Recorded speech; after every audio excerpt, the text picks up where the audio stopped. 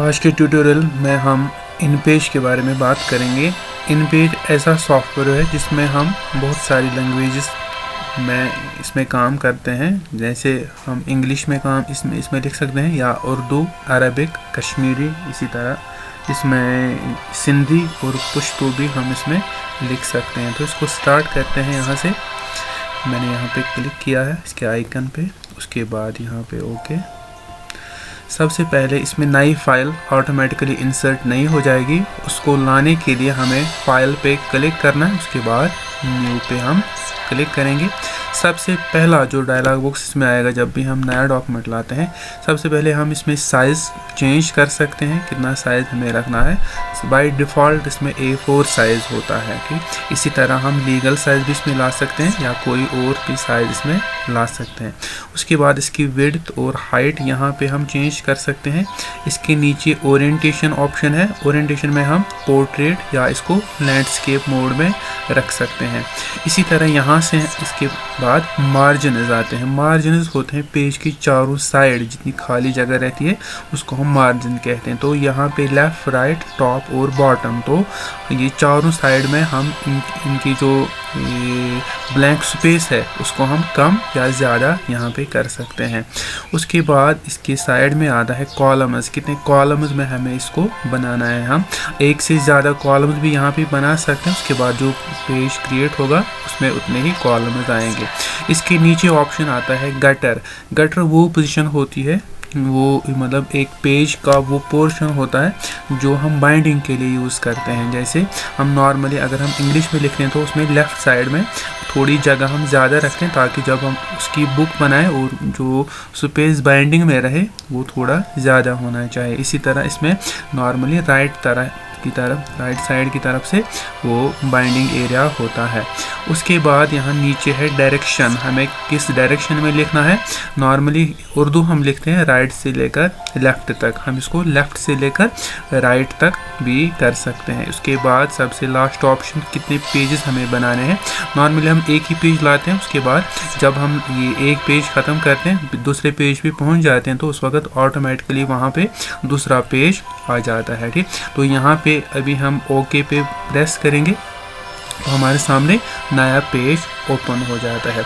सबसे पहला हमारा काम होता है जब भी हम इसमें लिखें, जब आप पहली बार इन पेज को इंस्टॉल करेंगे, यहाँ पे हम सबसे पहले एडिट में जाएंगे, उसके बाद प्रेफरेंसेस पे क्लिक करेंगे, उसके बाद यहाँ पे कीबोर्ड प्रेफरेंसेस पे हम क्लिक करेंगे। इसमें बाय डिफ़ॉल्ट कीबोर्ड का जो टाइप होता है वो मोनो टाइप होता है। मोनो टाइप हमारे लिए थोड़ा सा मुश्किल रहता है काम करने के लिए।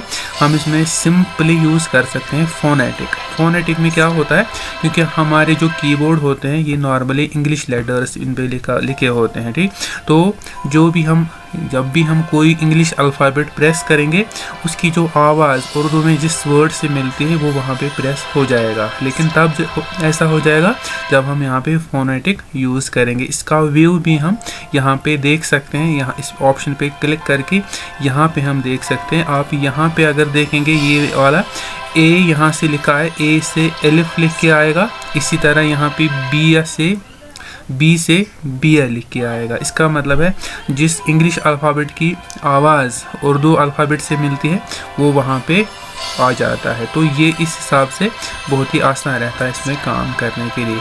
यहाँ पे हम एनेबल कर सकते हैं सिंधी और पश्तो की लैंग्वेज को, तो यहाँ पे हमें इसकी ज़रूरत नहीं पड़ेगी, तो हम सिंपली यहाँ पे ओके प्रेस करते हैं। उसके बाद यहाँ से मैं कीबोर्ड लाऊंगा ताकि आप देखें हम काम इसमें कैसे करेंगे। तो सबसे पहले यहाँ पे अभी हमने अगर हमें कोई वर्ड लिखना है, अब मान लीजिए मुझे लिखना है एवरग्रीन, तो ए से लिख आएगा। सबसे पहले मैं इसका साइज़ थोड़ा बड़ा कर लेता हूँ। साइज़ बड़ा करने के लिए शॉर्टकट की है अभी हमारे पास, वो है कंट्रोल और F10 को हम प्रेस करके रख सकते हैं, उससे इसका साइज़ बड़ा हो जाएगा। तो यहाँ पे कंट्रोल F10 को प्रेस करके रखेंगे तो जितना साइज़ इसका बढ़ाना है उतना हम यहाँ पे इसका बढ़ा सकते हैं। तो मैंने अभी सिर्फ एलिफ लिखा है, तो मान लीजिए मुझे एवरग्रीन लिखना है। ठीक, तो यहाँ से आप कीबोर्ड पे चेक कीजिए जिस पे मैं क्लिक कर रहा हूँ, एवर, उसके बाद ग्रीन। तो इसका मतलब है यहाँ पे जो मैंने वर्ड्स प्रेस किए ये इन उर्दू वर्ड्स के साथ मैच होते हैं, ये इसीलिए हमने वहाँ पे चूज़ किया था फोनेटिक व्यू को। उसके बाद इसमें हम अगर हमें कहीं पे इंग्लिश अल्फ़ाबेट्स लिखने की ज़रूरत पड़े वो भी हम यहाँ पे कर सकते हैं। उसके लिए हमारे पास यहाँ मेन्यू बार के अंदर लैंग्वेज ऑप्शन आता है, इस पर क्लिक करेंगे। उसके बाद टॉगल लैंग्वेज पे क्लिक करेंगे। नीचे कॉर्नर में हमारे पास आता है इंग्लिश लिख के वहाँ पे। उसके बाद यहाँ से हम कोई भी वर्ड इंग्लिश में लिख सकते हैं। मान लीजिए मुझे एवर ग्रीन लिखना है तो यहाँ पे मैंने इसको इंग्लिश में लिखा है, ठीक। इसके बाद वापस इसको यूज़ करते हैं उर्दू लैंग्वेज बना के। उसके बाद जो भी हम लिखेंगे वो हम उर्दू में ही लिख सकते हैं। मान लीजिए मुझे लिखना है एवर ग्रीन, उसके बाद मुझे स्किल्स लिखना है, ठीक। तो यहाँ पे ये हुआ स्किल्स। उसके बाद अब इसके ऑप्शंस है, जब भी हम इस टेक्स्ट को सिलेक्ट करेंगे, मान लीजिए मैंने यहाँ पे ये उर्दू वाला जो एवरग्रीन लिखा हुआ है मैंने इसको सिलेक्ट किया। यहाँ पे ऊपर इसके टूल बार में हम जाएंगे, इसके ऑप्शंस थोड़े से अभी देखेंगे हम। सबसे पहले यहाँ से इसका अलाइनमेंट चेंज कर सकते हैं, कौन सा अलाइन इसको रखना है। यहाँ पे हम दूसरे इसमें लाइन लाएंगे, पहले इसी लाइन पे क्लिक करते हैं तो यहाँ पे अभी ये राइट अलाइनड है, इसको हम लेफ़्ट अलाइन, सेंटर अलाइन, किसी भी अलाइनमेंट में हम इसको रख सकते हैं। उसके बाद यहाँ पे इसका फॉन्ट होता है, फॉन्ट में हम कोई भी स्टाइल इसमें चूज़ करते हैं लिखने का। यहाँ पे बाय डिफ़ॉल्ट होता है इसमें नूरी नस्तलिक।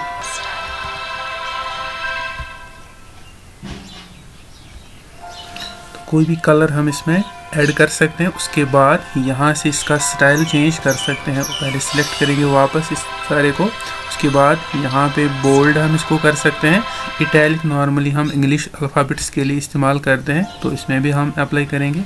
उसके बाद यहाँ पे इसका साइज़ हम रख सकते हैं, कितना साइज़ हमें रखना है। एक तो हम यहाँ पे इसके एरो पे क्लिक करके भी ये साइज़ कम ज़्यादा कर सकते हैं, और दूसरा तरीका है जब हम इस पर क्लिक करेंगे उसके बाद कीबोर्ड पे कोई भी नंबर इसमें एंटर करेंगे। मान लीजिए मैं 40 यहाँ पे एंटर करूँगा, उसके बाद एंटर की प्रेस करेंगे तो इसका साइज़ 40 पॉइंट्स में आएगा। उसके बाद इसके नीचे ऑप्शन है जो इसका अंडरलाइन स्टाइल है, वो अंडरलाइन कैसे हम रखना चाहते हैं वो हम यहाँ पे चूज़ कर सकते हैं। उसके लिए अलग अलग स्टाइल्स यहाँ पे आएंगे, ओवर लाइन से ऊपर से इसकी लाइन आएगी, इसी तरह इसके अलग अलग स्टाइल्स को हम यहाँ पे चूज़ कर सकते हैं। तो यहाँ पे अब हम इसको सिंपल ही रखते हैं, नन में ही। उसके बाद ये वाला जो ऑप्शन हमारे पास है इसको हम कहते हैं कैरेक्टर स्पेसिंग। इससे ये जो कैरेक्टर्स लिखे हैं इनकी स्पेसिंग बीच में हम कम और ज़्यादा कर सकते हैं। तो यहाँ पे मान लीजिए मैंने 40 लिखा, उसके बाद एंटर, आप देखिए इनकी जो स्पेसिंग है वो बहुत ही कम हो गई। तो हम इसको 100% वापस ही कर देते हैं, 100%, तो ये 100% वापस आ जाएगा। इसी तरह यहाँ पे हमारा एक ऑप्शन है, ये हम यूज़ कर सकते हैं लाइन स्पेसिंग के लिए। लाइन स्पेसिंग के लिए जो भी हमें वैल्यू रखना है उसमें क्या हो जाएगा, इन दो लाइन्स के बीच में जो स्पेस है वो इससे कम हो जाएगी। अभी आज की क्लास में अभी फ़िलहाल हम इतना ही पढ़ेंगे, उसके बाद हम बाकी ऑप्शंस पे दूसरे सेक्शन में जाएंगे, ठीक। अगर आपको बाकी वीडियोस को भी देखना हो तो इस चैनल को सब्सक्राइब ज़रूर कीजिए और बेल आइकन को भी प्रेस कीजिए ताकि आपको वो नोटिफिकेशन सारी मिल जाए।